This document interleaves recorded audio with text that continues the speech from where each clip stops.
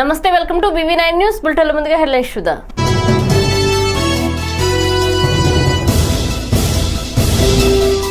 MSMEలకు 1110 కోట్ల రీస్టార్ట్ ప్యాకేజీని ప్రారంభించిన సీఎం జగన్. 3 నెలలకు సంబంధించి కరెంటు ఫిక్స్డ్ ఛార్జీలు రద్దు.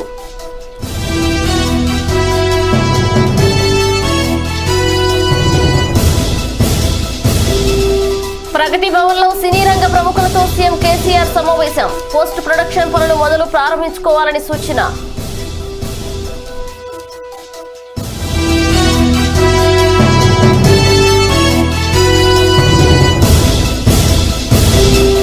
ఏపీలో నీరో చక్రవర్తి వంటి పాలన నడుస్తోందన్న అశోక్ బాబు. ప్రజల సంక్షేమం సీఎం జగన్ కు పట్టడం లేదని విమర్శ.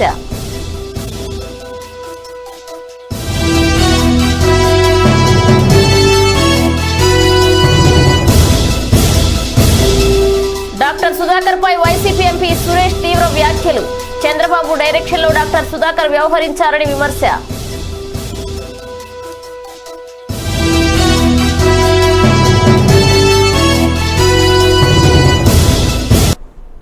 బులెటిన్లో డీటెయిల్స్ చూస్తే, కరోనా విపత్తు వేళ సూక్ష్మ, చిన్న, మధ్య తరహా పరిశ్రమలకు MSMEలు ముఖ్యమంత్రి వైఎస్ జగన్ పెద్ద ఊరట కల్పించారు. వీటికి 1110 కోట్ల రీస్టార్ట్ ప్యాకేజీని శుక్రవారం తన క్యాంపు కార్యాలయం నుంచి వీడియో కాన్ఫరెన్స్ ద్వారా ప్రారంభించారు. గత ప్రభుత్వం బకాయిలుగా పెట్టిన ప్రోత్సాహాల్లో తొలి విడతగా 450 కోట్లను సీఎం వైఎస్ జగన్ విడుదల చేశారు. రెండో విడతగా మిగిలిన బకాయిలను జూన్ 29న విడుదల చేస్తామని ప్రకటించారు. MSMEలు 10 లక్షల మందికి జీవనోపాధి కల్పిస్తున్నాయని, నిరుద్యోగం పెరగకుండా ఉండేందుకే ఈ చర్యలు తీసుకున్నామని సీఎం జగన్ వెల్లడించారు.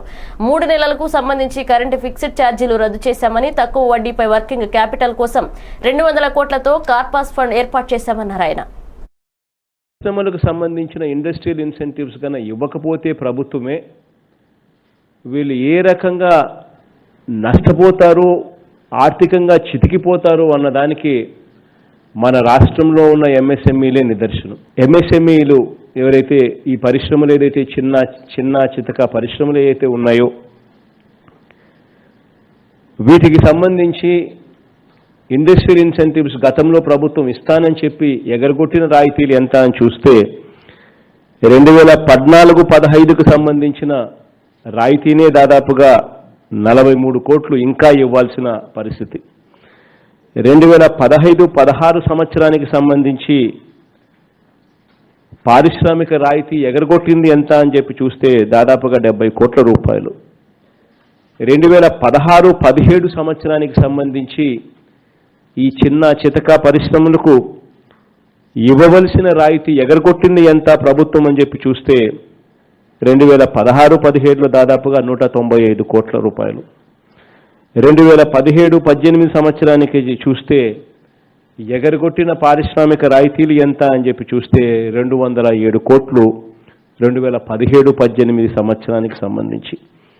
2018-19 సంవత్సరంలో ఇటువంటి చిన్న చితక పరిశ్రమలకు ప్రభుత్వం ఎగరగొట్టిన రాయితీ ఎంత అని చెప్పి చూస్తే అక్షరాల 313 కోట్ల రూపాయలు తేలుతా ఉంది.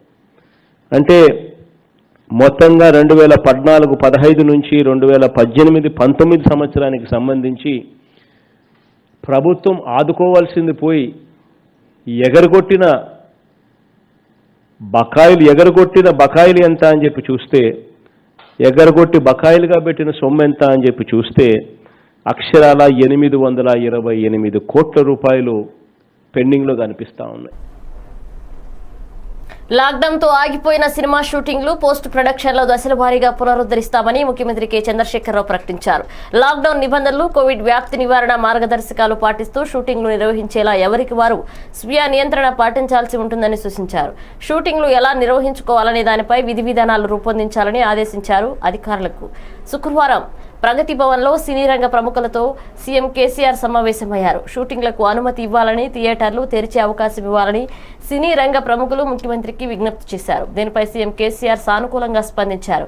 సినీ పరిశ్రమపై ఆధారపడి లక్షల మంది జీవిస్తున్నందున పోస్ట్ ప్రొడక్షన్, షూటింగ్ల నిర్వహణ, థియేటర్లలో ప్రదర్శనలను దశల వారీగా పునరుద్ధరించాల్సిన అవసరం ఉన్నదని సీఎం అభిప్రాయపడ్డారు. తక్కువ మందితో ఇండోర్లో చేసే వీలున్న పోస్ట్ ప్రొడక్షన్ పనులు మొదట ప్రారంభించుకోవాలని చెప్పారు. ఆ తర్వాత దశలో జూన్లో సినిమా షూటింగ్లు ప్రారంభించాలని సూచించారు సీఎం కేసీఆర్.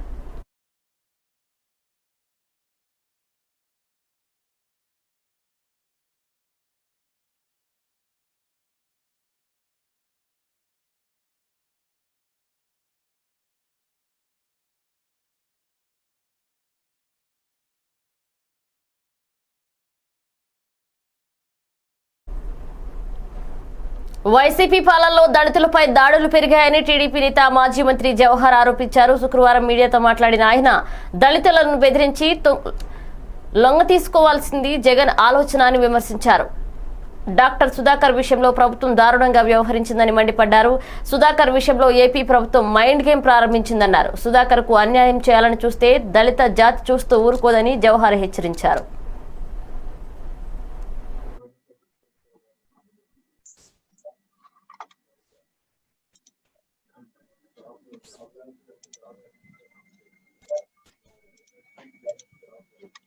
డాక్టర్ సుధాకర్ గారిని, ఎందుకంటే ఈ రాష్ట్ర ప్రభుత్వం వచ్చిన తర్వాత ముఖ్యంగా దళితుల్ని నయానా భయానా లొంగ తీసుకోవడానికి ఏ విధంగా చేయాలనే దాని మీదే ఈరోజు దాడులు చేస్తున్నటువంటి పరిస్థితి ఉంది. ప్రధానంగా చూస్తే స్వాతంత్రానికి పూర్వం నుంచి కూడా దళితుల మీద దాడులు అనేవి జరుగుతూ ఉన్నాయి. అంబేద్కర్ గారు రాజ్యాంగాన్ని రచించిన తర్వాత వచ్చినటువంటి వెసులుబాటుని 70 ఏళ్ల తర్వాత మళ్ళీ తిరిగి ఆ వెసులుబాటు ఉండకూడదు, వీళ్ళు మళ్ళీ పూర్వస్థితికి వెళ్ళాలనే జగన్మోహన్ రెడ్డి గారు ఆలోచన, దుర్మార్గమైనటువంటి ఆలోచన చేస్తున్నటువంటి పరిస్థితి మనం చూడాలి.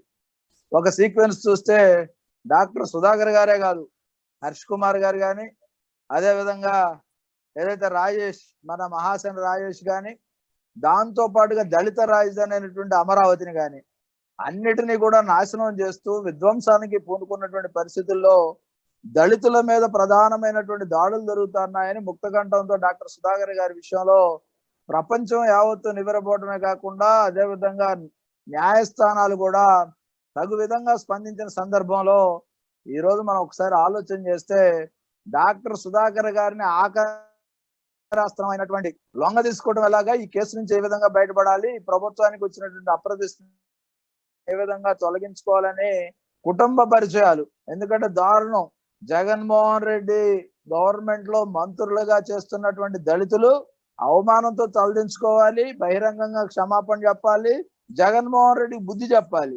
అలా బుద్ధి చెప్పకుండా లొంగ తీసుకోవాలని ఒక దుగ్ధతో, ఒక ఆకాంక్షతో మంత్రి, సాక్షాత్తు మంత్రి ఏదైతే డాక్టర్ సుధాకర్ గారి భార్యతో చుట్టరికం ఉందని చెప్పేసి స్వయంగా ఫోన్ చేసి ఆయన్ని లొంగ తీసుకొని కేసు విత్డ్రా చేసుకోమని ఒత్తిడి చూస్తా ఉంటే సిగ్గు అనేది భగవంతుడు వీళ్ళకి పెట్టలేదా అని అనుకుంటా ఉన్నా.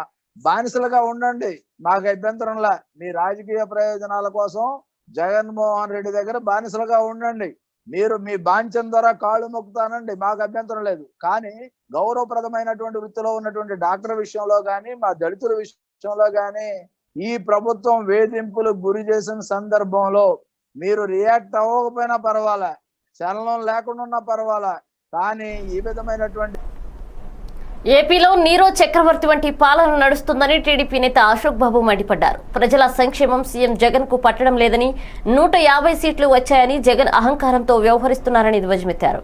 టీడీపీ మహానాడులో దీనిపై చర్చ పెడతామన్నారు. కేంద్ర ప్రభుత్వం కూడా దృష్టి సారించాల్సిన అవసరం ఉందని అశోక్ బాబు అభిప్రాయపడ్డారు.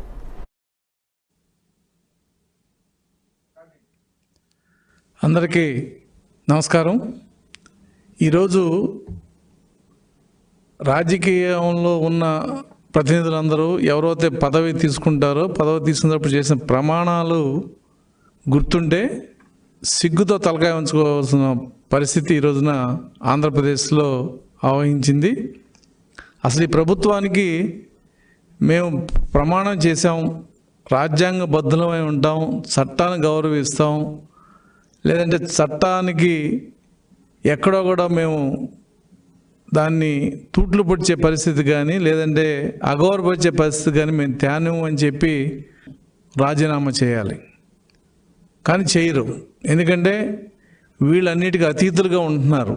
మాకు ప్రజలు 151 సీట్లు ఇచ్చారు కాబట్టి మేము వీటన్నిటికీ అతీతులం అనే ఒక అహంకారపూరితమైన భావాలు ఇవాళ ఈ ప్రభుత్వ నాయకులకి, రాజకీయ వ్యవస్థకి, లేదు అధికారంలో ఉన్న కొంతమంది అధికారులు కూడా ఈ జాడ్యం దాదాపుగా పూర్తిగా ఆవరించిందనే మనం అనుకుంటున్నాం. ఏ ప్రభుత్వం అయినా సరే గతంలో మరి ఒక చిన్న రైల్వే యాక్సిడెంట్ జరిగితే దానికి బాధ్యత లేదని చెప్పి ఆ రోజున రైల్వే మినిస్టర్గా ఉన్న లాల్ బహదూర్ శాస్త్రి గారు రిజైన్ చేసి ఇంటికి వెళ్ళిపోయాడు. జనార్దన్ రెడ్డి గారు మిడిల్ కాలేజ్ ఇచ్చినప్పుడు హైకోర్టు అబ్సెన్స్ ఇస్తే ఆయన ముఖ్యమంత్రి పదవిని మరి వదులుకోవాల్సిన పరిస్థితి వచ్చింది. ఇవాళ ఈ మూడింటితో కలిపితే దాదాపు 67 కేసుల్లో హైకోర్టు ఈ ప్రభుత్వానికి ముట్టికాయలు వేసింది. కొన్నింట్లో కంటెంప్ట్ కోర్టు ఇవాళ రంగుల విషయంలో కంటెంప్ట్ ప్రారంభమైంది, మీ చీఫ్ సెక్రటరీ వాళ్ళు రెడీగా ఉండమని కూడా చెప్పింది. 28 లోపు కనుక మీరు రంగులు మార్చపోతే అని. అంటే ఇవాళ తారీఖు 22, అంటే వారం రోజుల్లో రంగులు మార్చాలి. మరి రంగులు మార్చకపోతే అధికారులు జైలుకి వెళ్ళే పరిస్థితి, డీజీపీలు హైకోర్టులో నిలబడే పరిస్థితి. ఇవాళ 3 పోలీసు అధికారుల మీద సిబిఐ ఎంక్వైరీ ఇవాళ విశాఖపట్నంతో కలిపితే, అదే ఒక పోలీసు అధికారి సస్పెన్షన్ని తప్పని చెప్పి చాలా స్పష్టంగా హైకోర్టు చెప్పిన పరిస్థితి. అంటే అడ్మినిస్ట్రేషను అసలు రాజ్యాంగం. డాక్టర్ సుధాకర్ పై వైసీపీ ఎంపీ నందిగాం సురేష్ తీవ్ర వ్యాఖ్యలు చేశారు. సుధాకర్ ఓ సైకో అని వ్యాఖ్యానించారు. సీఎంను ఉద్దేశించి ఇష్టానుసారంగా తిడుతుంటే ఊరుకుంటామా అని ప్రశ్నించారు. శుక్రవారం మీడియాతో మాట్లాడిన ఆయన దళితుడు అని ఏది పడితే అది మాట్లాడితే చూస్తూ ఊరుకోబోమన్నారు. ఎక్కడైనా అన్యాయం జరిగినప్పుడే దళిత కార్డును వాడుకోవచ్చని వ్యాఖ్యానించారు. సుధాకర్ విషయంలో పోలీసులు సంయమనంతోనే వ్యవహరించారని అన్నారు. చంద్రబాబు డైరెక్షన్లో డాక్టర్ సుధాకర్ వ్యవహరించారని దుయ్యబడ్డారు. టీడీపీ నేతలే డాక్టర్ సుధాకర్ కు గడ్డం గుండు గీయించారని అన్నారు. రాజకీయ స్వార్థం కోసం ఇంత చిల్లరగా వ్యవహరించడం చంద్రబాబుకు తగదన్నారు. తెలియటానికి తెలిసి ఓహో సుధాకర్ బాబు గారు అని చెప్పి పోలీసులు అరెస్ట్ చేయకుండా ఉండడానికి, అసలు పోలీసులు అరెస్ట్ చేయడానికి బలమైన సాక్ష్యాలు అక్కడ క్లియర్గా కనిపిస్తా ఉన్నాయి. అతను మాట్లాడిన వెర్షను దాదాపుగా ఒక రాష్ట్ర ముఖ్యమంత్రిని ఇంతమంది మరి 151 సీట్ ఇచ్చి వాళ్ళు ప్రేమపూర్వకంగా గెలిపించుకుంటే సుధాకర్ బాబు మాట్లాడిన వెర్షన్ చూస్తే నేనైతే డాక్టర్ అనుకోవట్లా, ఒక పనికిమాలిన వ్యక్తి మాట్లాడిన మాటలుగా ఉన్నాయి తప్ప డాక్టర్ అని నేను అనుకోవట్లా. ఎందుకంటే తన వెర్షన్ చూశారు. ఫస్ట్ డాక్టర్గా ఉన్నప్పుడు గ్లౌజుల్లో వైలో అని చెప్పి క్రాఫ్ గ్రూప్ నీట్గా ఉంచుకున్నాడు. తర్వాత చూస్తే గుండె చేయించుకొని మానసిక సైకోలాగా తయారయ్యి అతని ప్రవర్తన చూస్తే ఎవరి డైరెక్షన్లో ఇదంతా నడిపారనేది వీరికి అర్థమవుతా ఉంది. కానీ టీడీపీ నాయకులకు కానీ చాలా మంది చెప్పదలుచుకున్నది ఒకటే ఒక మాట, మీరు ఎన్ని రకాల కుయుక్తులు పొందుతున్నారో, ఎన్ని రకాల వేషాలు వేస్తా ఉన్నారో, సుధాకర్ బాబుని ఎంతమంది బలి చేయాలని చెప్పి చంద్రబాబు నాయుడు గారితో సహా ఈ రకమైన డైరెక్షన్ తీసుకున్నారో మాకు తెలియదేం కాదు. పోనీ చంద్రబాబు నాయుడు గారికి వాళ్ళని కొత్త అంటే అది కాదు. చంద్రబాబు నాయుడు గారికి మొదటి నుండి కూడా దళితులను మోసం చేయడం, ఓటు బ్యాంక్గా చూడటం మాత్రమే నేర్చుకున్నాడు. అలాంటిది సడన్ గా 10 మంది వాళ్ళ టీడీపీలో ఉన్న దళిత నాయకులు పాపం ఏం గుర్తుకొచ్చిందో పరిగెత్తుకొచ్చేసి దళితుల ఆత్మగౌరవం దెబ్బతిందంట. స్వామి ఒక్కసారి వెనక్కి తిరిగి చూడండి, మీరు ఎంతసేపటికి కూడా గుర్రానికి కట్టినట్టుగా స్ట్రైట్ గా కట్టినట్టున్నారు. మీరు వెనక్కి తిరిగి చూస్తే చంద్రబాబు నాయుడు గారు ఏం మాట్లాడారు, ఒకళ్ళైతే స్నానం చేయరని, చంద్రబాబు నాయుడు గారు అయితే అసలు దళితులుగా ఎవరు పుట్టాలని కోరుకుంటారని, కొంతమంది అయితే పాపం మహానుభావులు దళితులుగా పుట్టే చదువుకోరని, శుభ్రంగా ఉండరని, ఇలాంటి మాట. హైకోర్టు తీర్పులు ప్రభుత్వానికి చెంపపెట్టని టీడీపీ నేత దేవినేని ఉమా చెప్పారు. డాక్టర్ సుధాకర్ పై దాడి దేశవ్యాప్తంగా సంచలనం కలిగించిందని, దేశ అంతర్జాతీయ మీడియా ప్రభుత్వ తీరును ఎండగట్టిందని గుర్తు చేశారు. సిబిఐ విచారణకు హైకోర్టు ఆదేశించడంపై జగన్ సమాధానం చెప్పాలని డిమాండ్ చేశారు. మీ అసమర్థ వ్యవస్థలను నిర్వీర్యం చేయడం వల్ల 3 జిల్లాల పోలీసులకు సిబిఐ విచారణ తప్పడం లేదన్నారు. డీజీపీ 2 సార్లు హైకోర్టుకు వెళ్లి వచ్చారని తెలిపారు. రంగుల వ్యవహారాన్ని సుప్రీంకోర్టు కూడా తప్పుపట్టిందని పేర్కొన్నారు. ప్రభుత్వ పెద్దలు 5 కోట్ల మంది ప్రజలకు సమాధానం చెప్పాలన్నారు. ఇచ్చిన తీర్పులు ప్రభుత్వానికి చెంపపెట్టు లాంటి. ఎందుకంటే డాక్టర్ సుధాకర్ ఆయన మీద జరిగిన దాడి రాష్ట్ర వ్యాప్తంగా కాకుండా దేశవ్యాప్తంగా కూడా సంచలనం కలిగించింది. దేశ అంతర్జాతీయ మీడియా కూడా రాష్ట్ర ప్రభుత్వం దుర్మార్గ చర్యల్ని ఎండగట్టడం జరిగింది.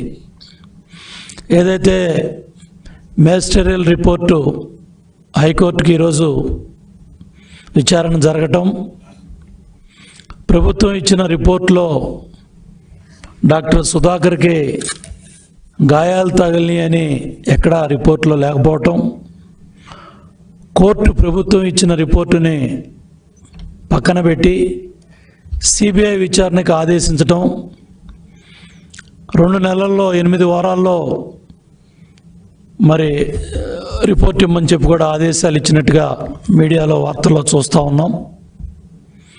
జగన్మోహన్ రెడ్డి గారు రాష్ట్ర ప్రజలకి సమాధానం చెప్పాలి. ఈరోజు మీ ప్రభుత్వ అసమర్థత వల్ల, వ్యవస్థలను నిర్వీర్యం చేయటం వల్ల 3 జిల్లాల పోలీస్ యంత్రాంగం సిబిఐ ఎంక్వైరీలో పడ్డాయి. మీ బాబాయ్ హత్య కేసు పులివెందుల పోలీస్ స్టేషన్ సెంటర్గా కడప జిల్లా పోలీస్ యంత్రాంగం అంతా కూడా సిబిఐ ఎంక్వైరీలో పడింది. గుంటూరు జిల్లాలో 4 వ్యక్తుల్ని కిడ్నాప్ చేసి కోర్టు ఆదేశాలను కూడా లెక్క పెట్టకుండా సమాచారం ఇవ్వకపోవటం వల్ల సిబిఐ ఎంక్వైరీ గుంటూరు జిల్లా పోలీస్ యంత్రాంగం ఎంక్వైరీలో పడింది. గతంలో ఏ చిన్న రోగం వచ్చినా పెద్ద ఆసుపత్రులకు పరుగులు పెట్టేవారు. బస్తీ దవాఖానాలు అందుబాటులోకి వచ్చాక పరిస్థితి పూర్తిగా మారిపోయింది. అవసరమైన చోట, అనువైన ప్రదేశాల్లో కార్పొరేట్కు దీటుగా నాణ్యమైన వైద్య సేవలు అందిస్తూ ఈ వైద్యశాలలు అనతి కాలంలోనే ఆదరాభిమానాలు చోరుచున్నాయి. ఇప్పుడు ఇవి ప్రజలకు మరింత చేరువయ్యాయి. శుక్రవారం నగరంలో వివిధ ప్రాంతాల్లో కొత్తగా మరో 45 బస్తీ దవాఖానాలు ప్రారంభమయ్యాయి. కాగా జూబ్లీహిల్స్ లోని ఎర్రగడ్డ, సుల్తాన్ నగర్, వెంగళరావు నగర్లోని యాదగిరి నగర్లో మంత్రి కేటీఆర్, ఎమ్మెల్యే మాగంటి గోపీనాథ్తో కలిసి వైద్యశాలలను ప్రారంభించారు. सेक्रेटरी शांति कुमारी व दिगर मौजूद थे।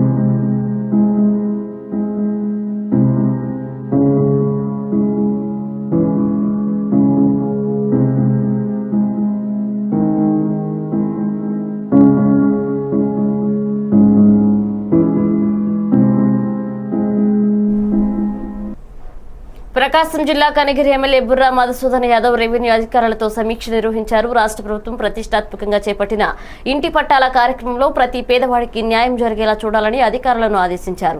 రాష్ట్రంలో ఇంటి స్థలం లేని వాళ్లు ఉండకూడదని, అర్హత ఉన్న ప్రతి ఒక్కరూ లబ్ధి పొందాలన్నారు ఆయన. అర్హత ఉన్న ప్రతి ఒక్కరిని లబ్ధిదారులు జాబితాలో చేర్చాలని అధికారులకు ఆదేశించినట్లు ఎమ్మెల్యే తెలిపారు.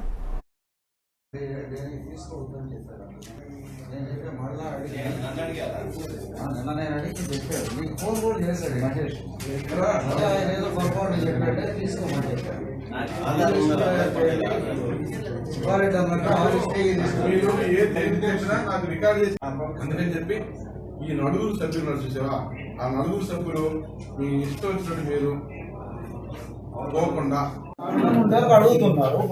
నేను ఇస్తాను, నా పర్సనల్ నేను ఇస్తా, పంపించిన దగ్గర పంపించు, నా దగ్గర బియ్యం నేను ఇస్తాను. ఏమా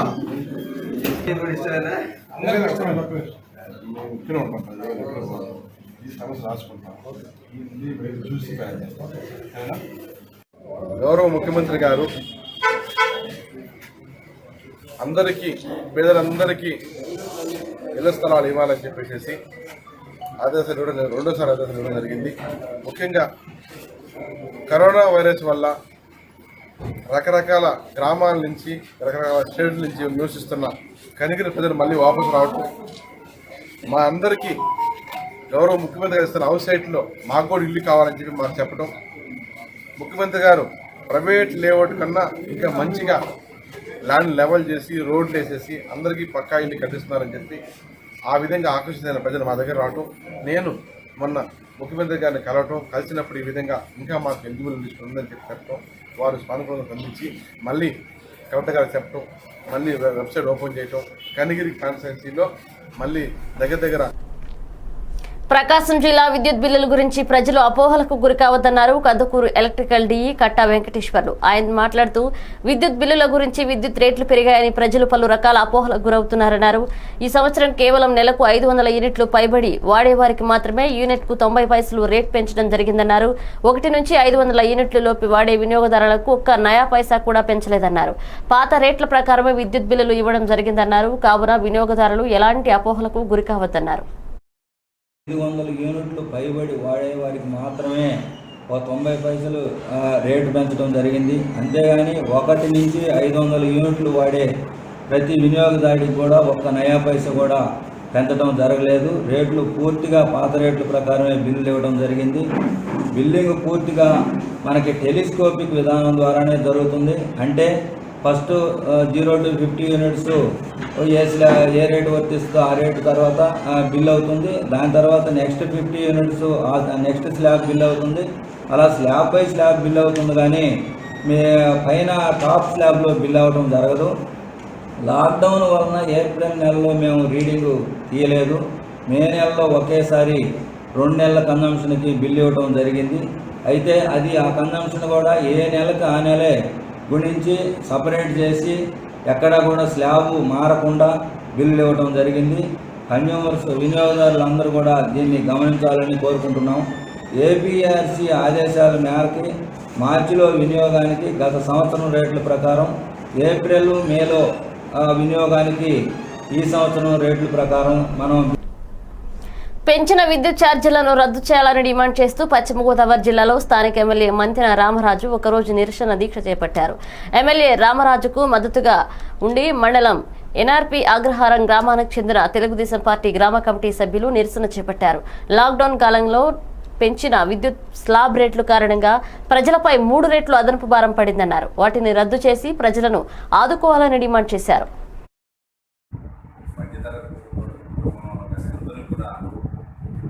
కరెంటు బిల్లు ఏదైతే ఇప్పుడు వచ్చే టారిఫ్ మీద ఎక్కువ రావడం, ఎవరి మంత్ ఒక వ్యక్తికి 1000 రూపాయలు రావస్తే 2 మంత్స్కి 2000 రావాలి. అలాంటిది 4000 వరకు రావడం జరిగింది.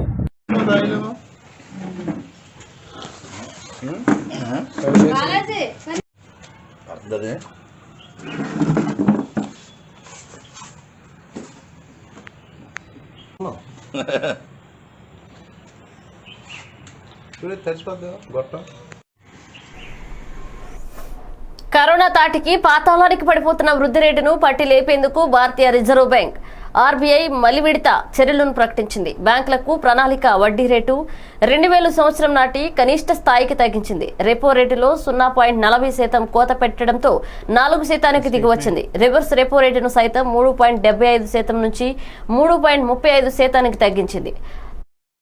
గృహ, వాహన, వ్యక్తిగత రుణాలు మరింత చౌకగా లభించనున్నాయి. రెపో అనుసంధానిత రుణాలపై వడ్డీ రేట్లు, ఈఎంఐలు భారము తగ్గనుంది. రెపో రేటును 40 బేసిస్ పాయింట్లు తగ్గించేందుకు ఎంసీలోని 5 సభ్యులు ఓటేసినట్లు శక్తికాంత్ దాస్ తెలిపారు. And human reason is beaten down to the ground, that faith shines brightest and comes to our rescue. As a nation, we must have faith in India's resilience and capacity to overcome all odds. COVID-19, a virus of the size of 0.12 microns, has crippled the global economy with more than 300,000 dead and economic activity across the world stalled. Once again, central banks have to answer the call to the front line in defense of the economy. The recent release of macroeconomic data that for the first time revealed the damage wrought by COVID-19 brought forward the need. Bulletin ముగించే ముందు headlines మరోసారి చూద్దాం.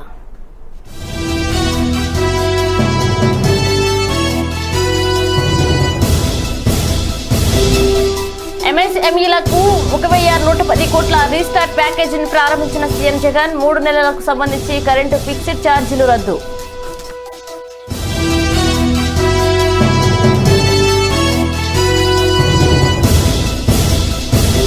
ప్రగతి భవన్ లో సినీ రంగ ప్రముఖులతో CM KCR సమావేశం. Post production పనులు ప్రారంభించుకోవాలని సూచన.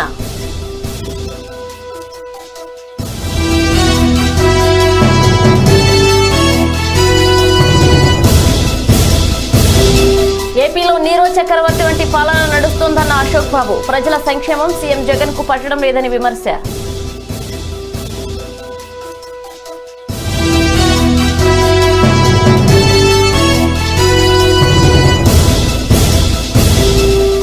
డాక్టర్ సుధాకర్ పై వైసీపీ ఎంపీ సురేష్ తీవ్ర వ్యాఖ్యలు. చంద్రబాబు డైరెక్షన్ లో డాక్టర్ సుధాకర్ వ్యవహరించారని విమర్శ.